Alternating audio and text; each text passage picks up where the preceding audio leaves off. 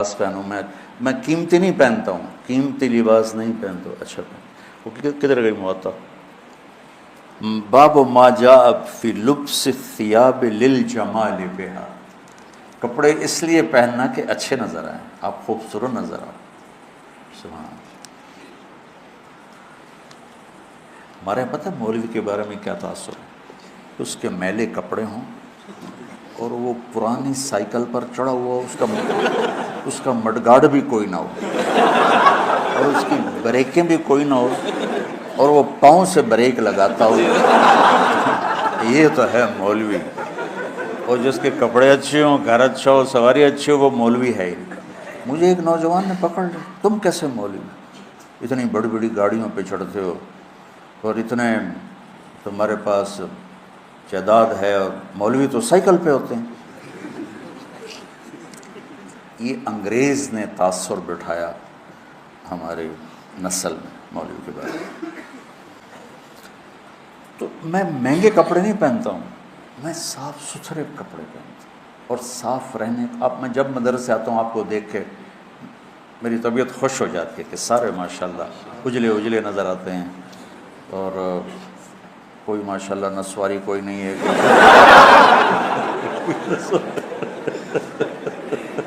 سارے صاف ستھرے خوشبودار تو اچھے لگتے ہیں. اور خاص طور پر جب آپ گھر جاؤ جن کی شادیاں ہیں، بہت اپنا خیال کرو. حضرت عبداللہ بن عباس نے فرمایا انا اتزین لزوجتی کما احب ان تتزین لی. حضرت عبداللہ بن عباس نے فرمایا جیسے میں چاہتا ہوں میری بیوی میرے لیے میک اپ کرے، میں بھی اپنی بیوی کے لیے میک اپ کرتا ہوں. اور اللہ کے نبی نے اللہ کے نبی نے واضح فرمایا تزینوا لنسائکم، اپنی بیویوں کے لیے زیب و زینت اختیار کرو. یہ عین دین ہے، اگر اللہ نے دیا ہے تو. یہ ایک حدیث ہے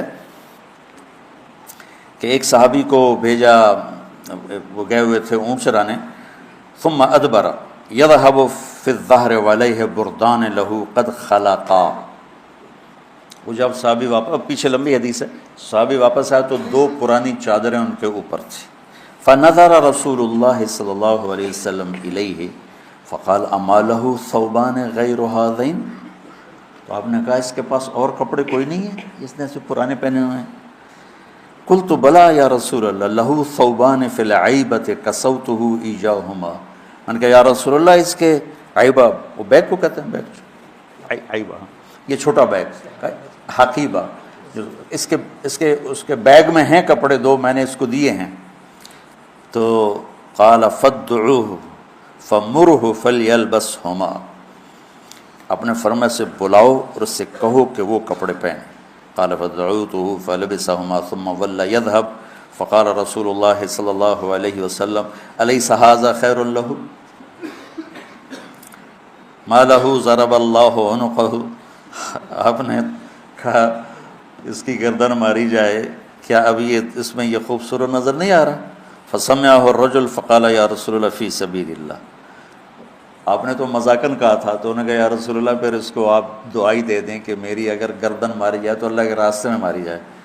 تو فقال رسول صلی اللہ علیہ وسلم فی سبیل اللہ فقتل الرجل فی سبیل اللہ. تو صاف ستھرا رہنا، اچھا رہنا، لوگ آپ کو پسند کریں. آپ کا پہلا تاثر لباس کا ہوتا ہے. خاص طور پر جو شادی شدہ لوگ ہیں، اپنے آپ کو آراستہ رکھو.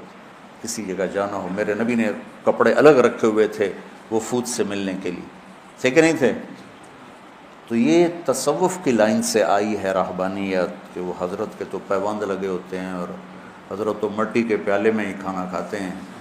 بھائی یہ حضرت کی باتیں حضرت کے پاس رکھو، وہ دیکھو جو میرے نبی نے بتایا اور کر کے دکھایا. حضرت تو سب کے الگ الگ.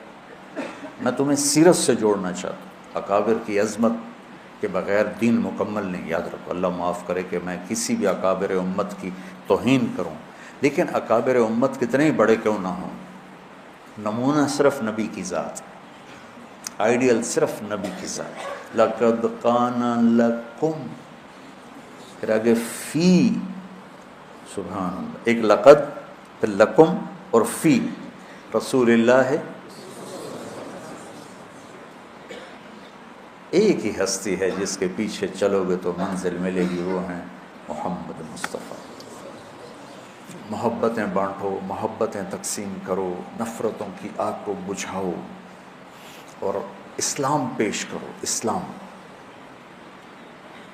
اسلام پیش کرنے کی مثال کیا ہے؟ میں کہتا ہوں بھائی جو 5 وقت نماز پڑھے گا اللہ اس سے جنت میں جگہ عطا فرمائے گا۔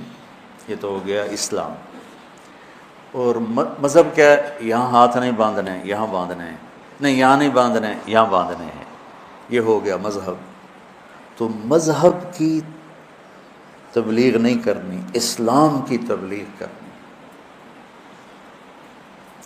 اپنی ذات کے لحاظ سے میں بار بار دہراتا ہوں کہ میری بات کو کوئی غلط نہ لے جائے، اپنی ذات کے لحاظ سے ہم امام ابو حنیفہ کے فتویٰ کو مانتے ہیں، اور امام ابو حنیفہ کے مذہب کی وہ تعبیر جو اکابر دیوبند نے کی ہے اس کو ہم راجح مانتے ہیں، راجح یعنی زیادہ صحیح مانتے ہیں۔ باقی سب کی عزت کرتے ہیں، سب کا احترام کرتے ہیں، سب کو سلام کرتے ہیں۔ ہمارے اکابر کا حال یہ تھا کہ مولانا اشرف علی تھانوی رحمۃ اللہ علیہ کی مجلس میں کسی نے کہہ دیا احمد رضا خان بریلوی، تو حضرت تھانوی اس پر شدید ناراض ہوئے۔ حضرت تھانوی کے ہاں تو فوری پکڑ ہوتی تھی نا، اتنے بڑے عالم کو اس طرح بے ادبی سے پکارتے۔ ہم تو اپنے اکابر کے ہی سیرت اور اخلاق نہیں جانتے کہ انہوں نے کس طرح سلوک کیے ہیں۔ آج جو ہو رہا ہے وہی ڈھول گلے میں ڈال کے بجائی جا رہے۔ تو وہ ایک جلوس جا رہا تھا، نہیں چلے گی، نہیں چلے گی، نہیں چلے گی، نہیں چلے گی۔ وہ ایک نے کسی سے پوچھ لیا بھائی کس کی نہیں چلے گی؟ کہ مجھے کچھ پتہ نہیں، بس نہیں چلے گی، نہیں چلے گی۔ جو سارے کہہ رہے ہیں نہیں چلے گی، میں کہہ رہا ہوں نہیں چلے گی۔ تو بھائی ایسے نہ بنا۔ آپ نے حضرت ابو ذر غفاری سے فرمایا ابو ذر الا انبئک بعملین خفیف مؤونتہما عظیم اجرہما والذی نفسی بیدہ لم یأت الثقلان بمثلہما۔ ابو ذر تمہیں 2 کام بتاؤں جو کرنے میں آسان اور اجر میں ان کا وزن بے شمار، اور اس ذات کی قسم جس کے قبضے میں میری جان ہے، قیامت کے دن بہت تھوڑے لوگ ہوں گے جو اس کو لے کر آئیں گے۔ کہ یا رسول اللہ کیا؟ کہ ایک زبان اور ایک اچھے اخلاق، ایک چپ رہنا، السکوت۔ آپ نے کہا سکوت، آپ کا سکوت سے مراد یہ نہیں تھا کہ بات ہی نہ کرو، شر میں تمہاری زبان ساکت ہو جائے، اور اچھے اخلاق۔ ابو ذر رضی اللہ عنہ نے اس حدیث کو ایسے پکڑا کہ اس کے ظاہر کو ایسا پکڑا کہ ایک مہینہ گزر جاتا تھا کسی سے بات نہیں کرتا، ایک مہینہ، اتنی احتیاط فرمائی۔ اور پھر اللہ کے نبی نے کہا کہ میرے صحابہ میں 4 آدمی ایسے ہیں جن سے اللہ پیار کرتا ہے، وعلی منہم وعلی منہم وعلی منہم۔ آپ نے 3 دفعہ فرمایا، اور علی ان میں سے ہے، اور علی ان میں سے ہے، اور علی ان میں سے ہے۔ تو کون ہے یا رسول اللہ؟ آپ نے کہا علی، سلمان، ابو ذر اور مقداد۔ تو ابو ذر ایسے اوپر گئے کہ اللہ تو سارے ہی صحابہ سے محبت کرتا ہے، وَكُلًّا وَعَدَ اللَّهُ الْحُسْنَى، سب کے لیے جنت کا وعدہ ہے، لیکن یہ 4 کا خاص طور پہ نام لے کر فرمایا، پر حضرت علی کا نام 3 دفعہ دہرایا اہمیت بیان کرنے کے لیے۔ بچوں میری یہ زندگی بھر کی نصیحت ہے، صرف اس درس کی نہیں، کہ اپنی زبانوں پہ قابو رکھنا۔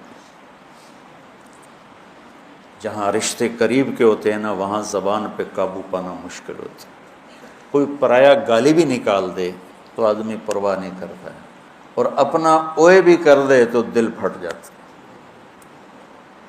تو اپنوں میں پھر خاص طور پر بعضوں کی شادیاں ہو چکی ہیں، بعضوں کی ہوں گی، بیوی اور خامند کے رشتے میں بچوں محبت کو باقی رکھنا، اور حسن سلوک کو باقی رکھنا، اور میٹھے بول کو باقی رکھنا، یہ تمام رشتوں میں سب سے زیادہ اہم اور افضل ہے۔ مولانا طارق جمیل فاؤنڈیشن، اور اس میں یہ بہت زبردست کام کر رہے ہیں آرفنس کے لیے، ہیلتھ میں، ایجوکیشن میں، اور ہم سب کو مل کے اس فاؤنڈیشن کا ساتھ دینا ہے۔